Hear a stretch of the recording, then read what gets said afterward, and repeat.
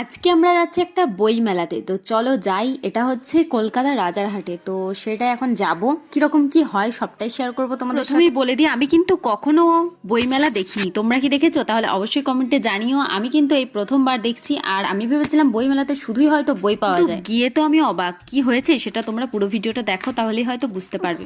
আমরা ঢুকে দেখি যে এটা বিয়ে বাড়ি না বই মেলা, কারণ এত সুন্দর গেটটা ছিল। তোমরাই দেখে নাও, এত সুন্দর গেট কখনো মেলাতে হয় প্রথমবার দেখছি। তো চলো ভেতরে আমরা ঢুকেই দেখি একটা বড় স্টেজ। এখানে দেখো, এখানে অনেক কিন্তু জিনিস বিক্রি হচ্ছিল। তার মধ্যে বই মেলাতে আমি গিয়ে দেখলাম যে অনেক বইয়ের দোকানও ছিল, সেগুলোও তোমাদের সাথে শেয়ার করলাম।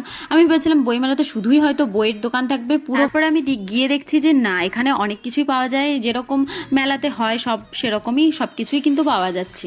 শুনে আমি প্রথমে আমার বরকে বলেছিলাম যে যাব না, কারণ বই মেলাতে গিয়ে আবার বই কিনে দিলে আমাকে আবার পড়াশোনা করতে হবে নতুন করে, তো সেজন্য আমি যেতে চাইছিলাম না। তারপরে কিন্তু চলে গেলাম। তো না না, এটা আমি মজা করে বলছিলাম, তোমরা আবার সত্যি ভেবে নিও না। দেখছিলাম এই যে কাপগুলো, অনেক রকমের কাপ ডিশ সেট এসব ছিল। তারপরে দেখছি এগুলো নিয়ে আমি এখানে কি করব। এখানে তো আমাদের কোনো আত্মীয় স্বজনও আসে না, সেরকম কেউই আসে না, তো সেজন্য এখানে আমি এগুলো নিলাম না।